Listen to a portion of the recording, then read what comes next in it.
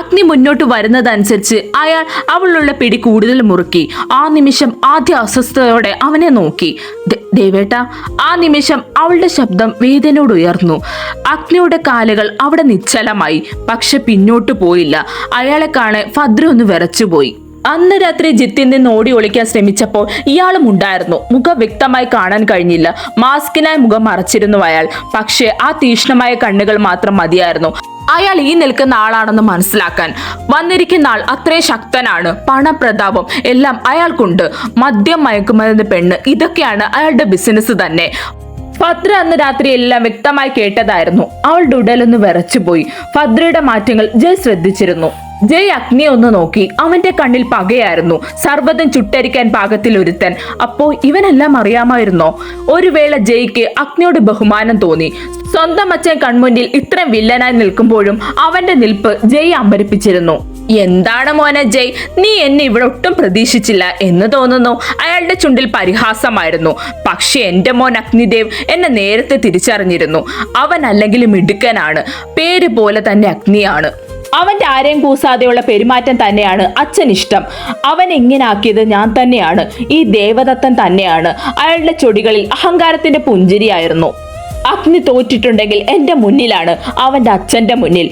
അയാളുടെ സന്തോഷം അത് അട്ടഹാസമായി പുറത്തേക്ക് വന്നിരുന്നു. ഇവന്റെ എല്ലാം നഷ്ടപ്പെടുത്തിയത് ഞാൻ തന്നെയാണ്. അവന്റെ പ്രണയം പോലും ആദ്യം നോക്കിയായിരുന്നു അയാൾ അത് പറഞ്ഞത്. പക്ഷേ അവൾക്ക് ചലിക്കാൻ കഴിഞ്ഞില്ല. ആ നിമിഷം അവൾക്ക് മനസ്സിലാക്കാൻ പോലും കഴിഞ്ഞില്ല അത് താൻ തന്നെയാണെന്ന് പോലും. തന്റെ പിന്നിൽ ആയുധമായി നിൽക്കുന്നതിനാൽ ഒന്നും കാണാൻ കഴിഞ്ഞില്ല. അഗ്നിയുടെ കണ്ണുകൾ നിറഞ്ഞു പോയിരുന്നു. ആ നിമിഷം അവൻ തിരിഞ്ഞു നിന്നു. അവന്റെ വേദന മറ്റുള്ളവരെ അറിയിക്കാൻ അവൻ ആഗ്രഹിച്ചിരുന്നില്ല. ആദിക്കെന്തോ വല്ലാത്ത വേദന തോന്നിയിരുന്നു. അവന്റെ കണ്ണ് നിറയുന്നത് അവൾ കണ്ടിരുന്നു. പക്ഷെ അത് അവൾക്ക് വേണ്ടിയാണെന്ന് ആ നിമിഷം ആ പെണ്ണ് അറിഞ്ഞിരുന്നില്ല. അവൾക്ക് വേദന തോന്നി. ഭദ്രയോടുള്ള സ്നേഹം കൊണ്ടാണ് ദേവേട്ടന്റെ കണ്ണ് നിറഞ്ഞത്. ശരിക്കും ഭദ്രയിൽ നിന്ന് തട്ടിയെടുത്തതല്ലേ എന്നൊരു ചോദ്യം അവളെ കുരുങ്ങിക്കിടന്നിരുന്നു. ഡോ, താൻ എന്തിനാടോ ഇവനോട് ഇങ്ങനെയൊക്കെ ചെയ്തത്? കണ്ടു നിന്ന ജയ് ദേഷ്യത്തോടെ മുരണ്ടുകൊണ്ട് മുന്നോട്ട് പായാൻ ഒരുങ്ങവേ, അവിടെ നിന്നോണം. എന്തായാലും നീയൊക്കെ എന്നെ തിരിച്ചറിഞ്ഞു. അപ്പോ എനിക്ക് പറയാനുള്ളത് കേൾക്ക്. ഇനി നിങ്ങൾക്ക് അതിന് കഴിഞ്ഞില്ലെങ്കിലോ? വല്ലാത്തൊരു ആത്മവിശ്വാസത്തോടെയുള്ള ദത്തന്റെ പറച്ചിൽ കേൾക്കെ ജയ്ക്ക് ദേഷ്യമാണ് വന്നത്. അയാളുടെ അടുത്തേക്ക് പായാൻ നിന്നവനെ പിടിച്ചു നിർത്തിയിരുന്നു അഗ്നി. അയാൾക്ക് പറയാനുള്ളത് കേൾക്കാൻ ജയ്. സമാധാനിക്ക്. എന്റെ മോന് വിവരമുണ്ട്, ക്ഷമയുണ്ട്. എന്റെ ബിസിനസിന് ഒരു മറ ആവശ്യമായിരുന്നു. അതാണ് അഗ്നി.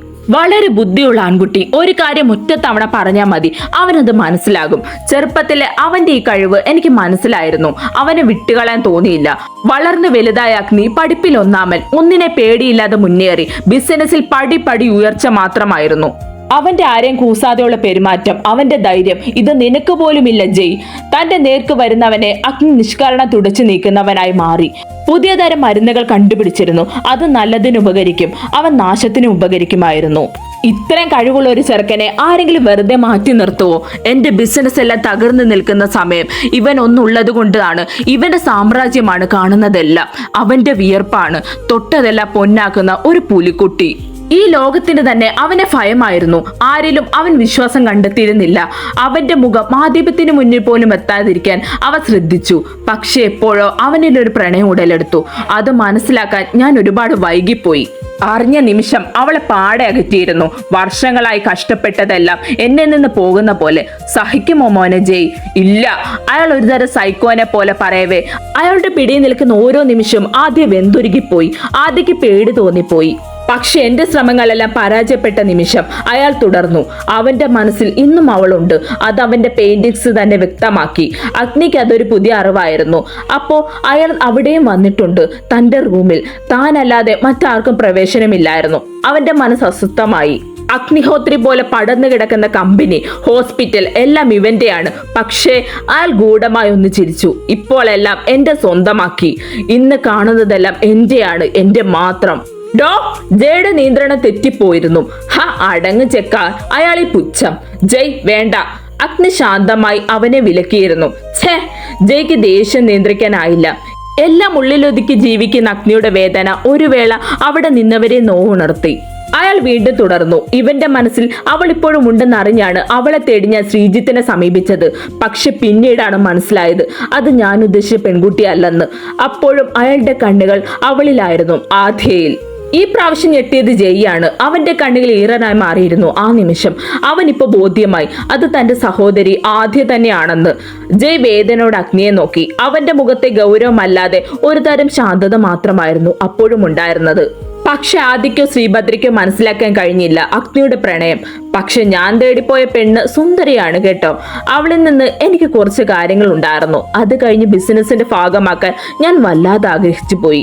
അയാൾ താടി ഒഴിഞ്ഞുകൊണ്ട് ഭദ്രയെ നോക്കിയാണ് അത് പറഞ്ഞത്. ജയുടെ നിയന്ത്രണം തെറ്റുന്നതായിരുന്നു അയാളുടെ ആ പ്രവൃത്തി. അയാളോടുള്ള ദേഷ്യം, വെറുപ്പ് ഇത് ഓരോ നിമിഷവും കൂട്ടുന്നതായിരുന്നു അയാളുടെ ഓരോ വാക്കുകളും. ഇവന്മാരെ സമീപിച്ചതാ. പക്ഷെ മാസങ്ങൾ കഴിഞ്ഞു, വർഷങ്ങൾ കഴിഞ്ഞിട്ടും ഒരു ഫലവും ഉണ്ടായില്ല. താഴെ കിടക്കുന്ന ജിത്തിനെ നോക്കിയായിരുന്നു അയാൾ പുച്ഛത്തോടെ അത് പറഞ്ഞത്.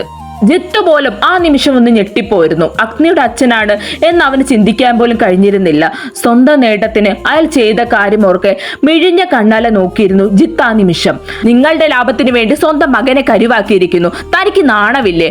ആദ്യ ദേഷ്യത്തോടെ ചോദിച്ചു. ഞാനൊരു ബിസിനസ്മാനാണ്. എന്റെ ലാഭം മാത്രമേ ഞാൻ നോക്കാറുള്ളൂ, നഷ്ടം നോക്കാറില്ല. എനിക്ക് അതിന്റെ ആവശ്യം വരുന്നില്ല. പിന്നെ പ്രധാനപ്പെട്ട ഒരു കാര്യം, നോ.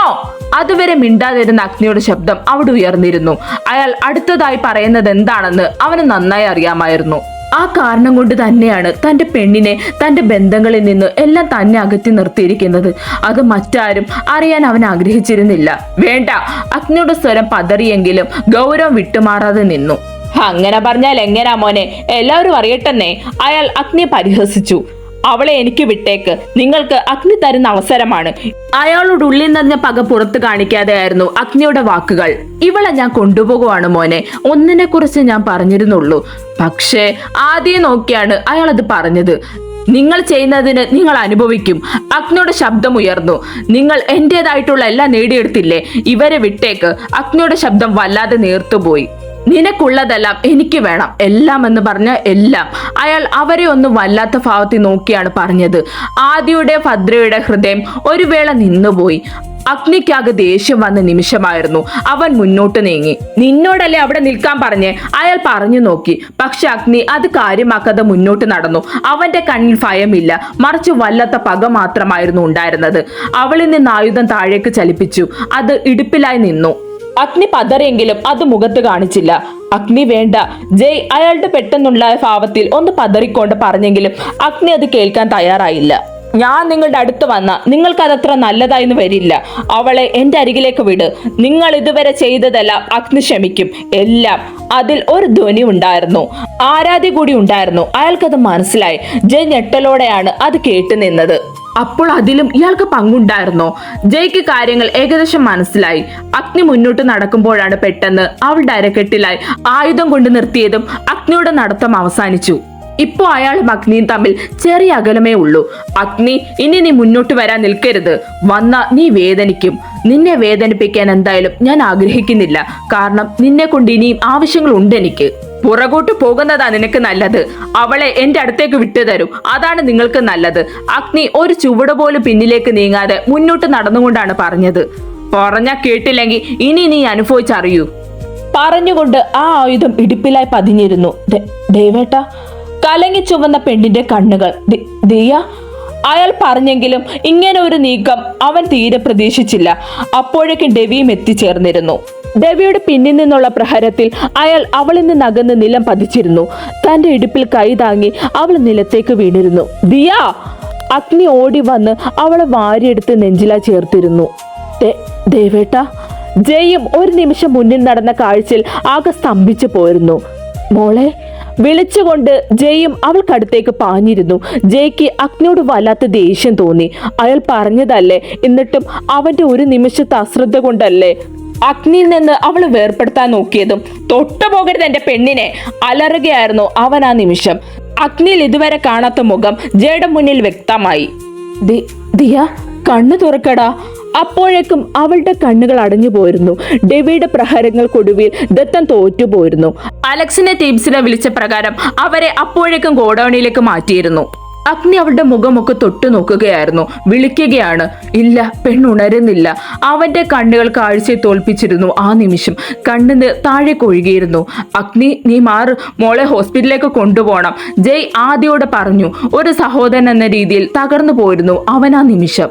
ആദ്യം നിന്ന് താഴേക്ക് പതിക്കുന്ന രക്തക്കറയും അവളുടെ മുറിവിനെയും കണ്ട് ഫദ്രയാകെ വിറങ്ങലിച്ചു പോയി. ചുറ്റും നടക്കുന്ന മങ്ങിയതുപോലെ തോന്നി അവൾക്ക്. ആ നിമിഷം കണ്ണിൽ ഇരുട്ട് കയറിയിരുന്നു. അവൾ ആ നിമിഷം ശരീരത്തിന്റെ ഭാരം നഷ്ടപ്പെട്ട് താഴേക്ക് പതിക്കാനൊരുങ്ങവേ ബലിഷ്ഠമായ അവന്റെ കൈകൾ അവളെ താങ്ങിയിരുന്നു. ആ ബലിഷ്ഠമായ കൈകൾ അവൾക്ക് എന്ന സുരക്ഷിതത്വമായിരുന്നു.